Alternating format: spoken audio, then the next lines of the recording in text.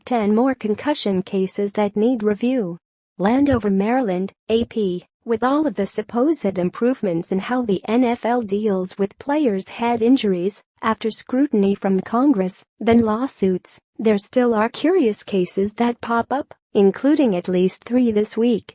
Example A. During Minnesota's 38-30 victory at Washington on Sunday, Redskins receiver Ryan Grant, all 200 pounds of him, got slammed to the turf by Vikings defensive tackle Linval Joseph, who runs about 325.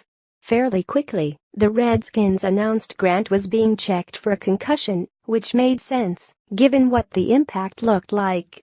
Less than 10 minutes later, the team said Grant was cleared to return, which seemed surprising. Less than 5 minutes after that came word from Washington, the training staff has elected to conduct further evaluation. And after another 15 minutes, Grant was ruled done for the day. Who knows what really went on during that half hour? Example B. In Pittsburgh's 2017 win over Indianapolis, Colts quarterback Jacoby Brissett absorbed a helmet-to-helmet hit from Steelers defensive lineman stepped onto it. Brissett immediately reached his left hand to the back of his helmet, the point of impact, before his body went limp. He was helped off the ground by 2 teammates, then went to the sideline. According to the Colts, Brissett was evaluated twice for a concussion, passed the tests twice, and so was allowed to return to the game. Guess what happened on his first subsequent pass? An interception, helping Indianapolis blow what had been a 17-9 lead when Brissett initially was checked in the third quarter.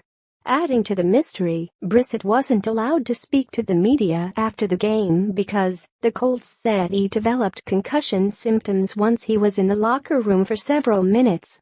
Example C. While leading Seattle past Arizona 22-16 on Thursday night, Seahawks QB Russell Wilson was hit in the chin by a defender. He was sent off the field by the referee. After a brief visit to the sideline injury tent, missing merely 1 play, Wilson returned to action.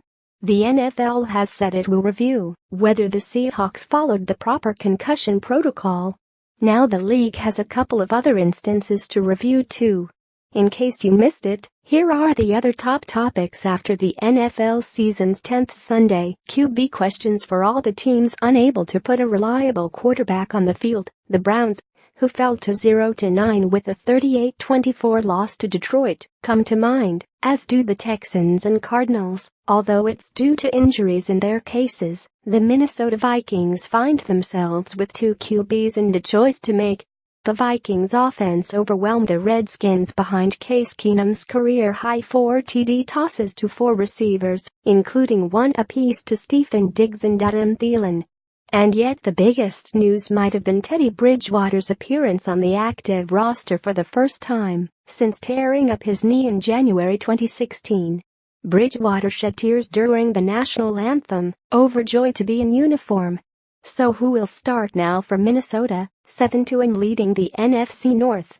I've got a plan, and we'll just see how it goes, Coach Mike Zimmer said.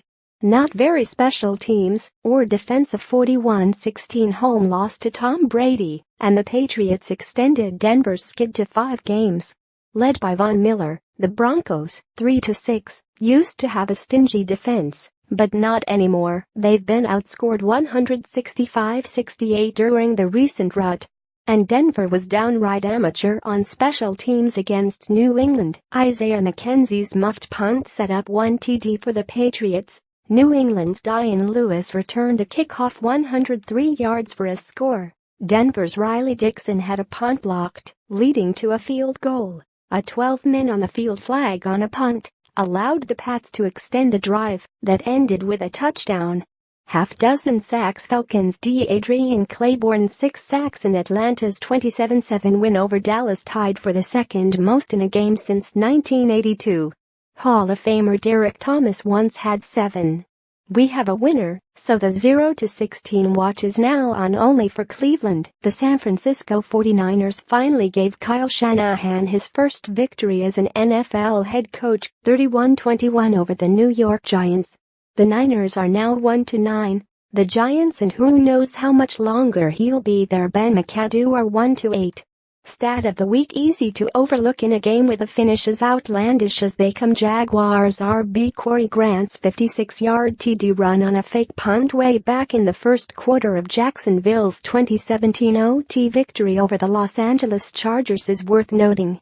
It was the second run of at least 50 yards on fourth down this season for Grant, who went undrafted out of Auburn in 2015 and has made all of one NFL start, and gives him the same total as the combined career count for all other active players in the entire league.